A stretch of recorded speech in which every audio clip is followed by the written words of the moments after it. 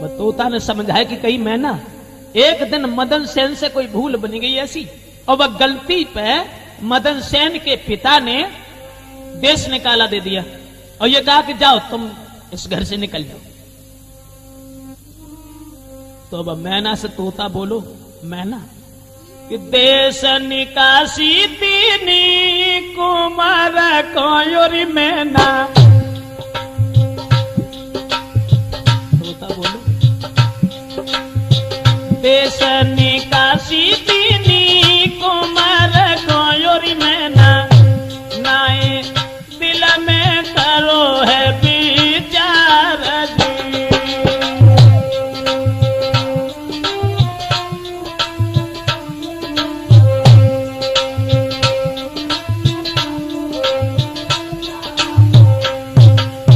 शीशा नवाई के बेटा चली दो मेरी मैना, शीशा नवाई के बेटा चली दयोरी मैना, कोई पहुंचो जहां बाकी नारी जी।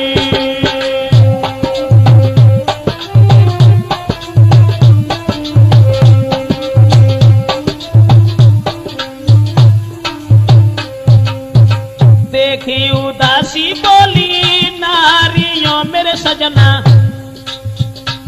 अब पिता ने जब वनवास दे दो, मदन सेन अपने घर पहुंचो जहां उसकी स्त्री चंद्रप्रभा थी, और चंद्रप्रभा ने अपने पति के चेहरा पर जब मुस्कुराहट नहीं देखी, उदासी के चिन्ह देखे दोस्तों, देखे उदासी बोली नारियों मेरे सैया, क्या तन पे विपत्ति तुम्हारी जी।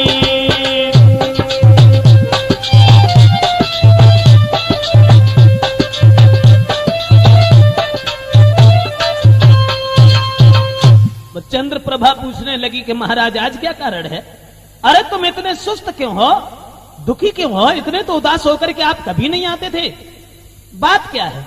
मदन सेन कहने लगे भद्रे, किसी कारणवश हमारे बाप ने हमें वनवास दिया है, तुम इस आंगन में रहना और हम वन की तरफ जा रहे हैं, ज्यादा नहीं 2-3 साल का, और 2-3 साल के बाद में हम तुम्हारे नजदीक आ जाएंगे। ये वचन सुनने के बाद में वो तोता बोलो, मैं ना वो औरत समझाए कि बोली महाराज तुम्हारे बिना हम आंगन में बिल्कुल ना रहे, तुम्हारे बिना ना रहे, और जहां तुम जाता ही नहीं हरगिज ना रहे। औरत बोली महाराज के घूमे संग तुम्हारे वन में नहीं रहूंगी, हाँ घूमे संग तुम्हारे वन में, और तन पे कष्ट उठाऊंगी मैं, तन पे कष्ट उठाऊंगी मैं, तैया तुम बिन नाई रहूंगी मैं।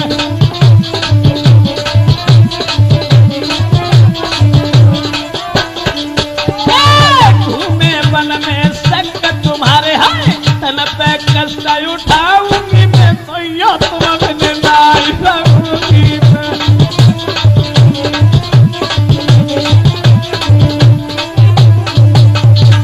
जब आप लोग नहाए रहे, नहाए घर नहाए रहे, संग ही चले मैना से जब अब उन्हें कहां देखा थे आएगा देख, हम बताए रहे मैं छोड़ बन दुख उठाऊं, और पतिव्रता जो होती हाँ बोली महल छोड़ के दुख उठाऊं, तुम अपने घर में प्राण कमाऊं। महाराज रूखो सूखो खाए पति जी, रूखो सूखो खाए पति में, दिल में धीरज धरूंगी मैं, धरूंगी मैं, भैया तुम अपने नाय रहूंगी मैं।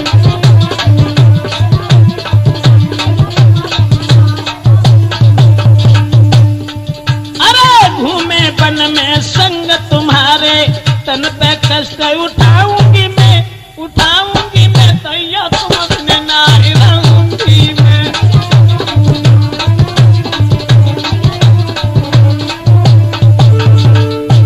और जवाब दो महाराज, याद करो याद करो ना, पुरानी याद करो।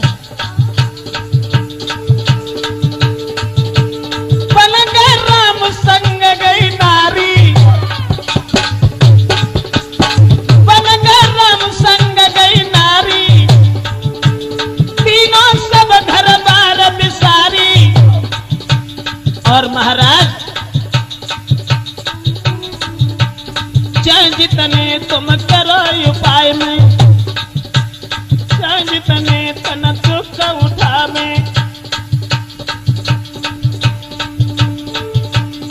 संग रहूंगी जिंदगी में, संग रहूंगी जिंदगी में, तो यो तुम नाई रहूंगी मैं।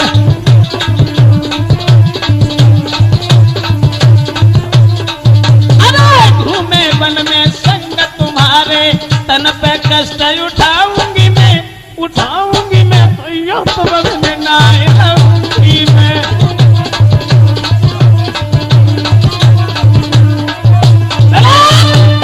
जवाब दिया हम तुम्हारे साथ चलेंगे।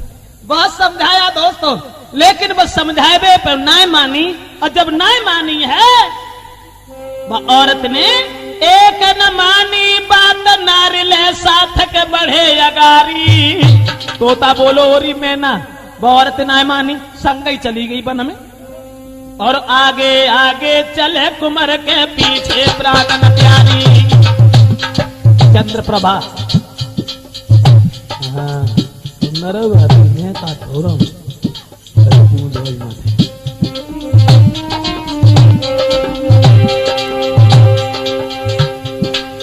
वन में चली गई। अब बीत गए 3-4, एक दिन ना रत्ता में चल गई। बीत गए 3-4, दुखी नर नारी के प्राण दुखारी। एक वन में पहुंचे जाई बैठी गई नारी, वन में पहुंची के जाई बैठी गई नारी।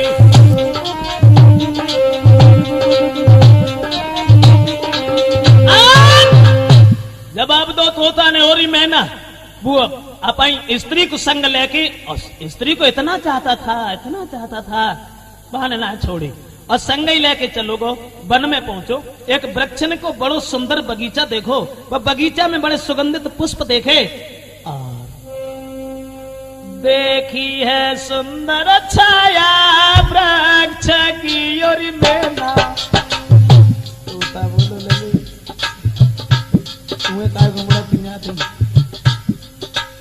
तुमने कभी बात बचल निकलने लगी। अब सुनो हम तुम्हें बताए नहीं।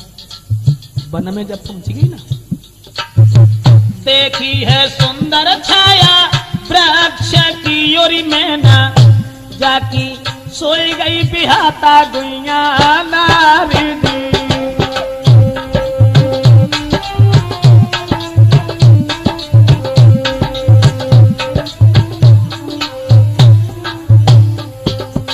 औरत सोई गई वृक्षन की छाया में। झाड़ी से एक सांप आई गया योरी मैना, लो पैर में खाई जी।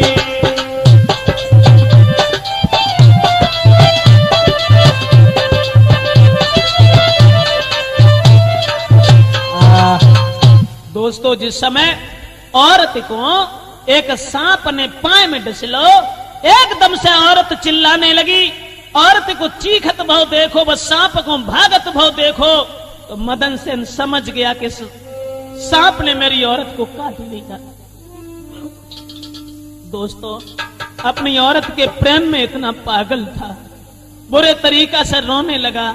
लेकिन थोड़े समय के बाद में वो औरत सांप के काटने से खत्म हो गई। तो तोता बोलो मैना, वो औरत जब मरी गई तो ले गोदी में लहस, कुमार ने तीनों तो रुदन मचाई।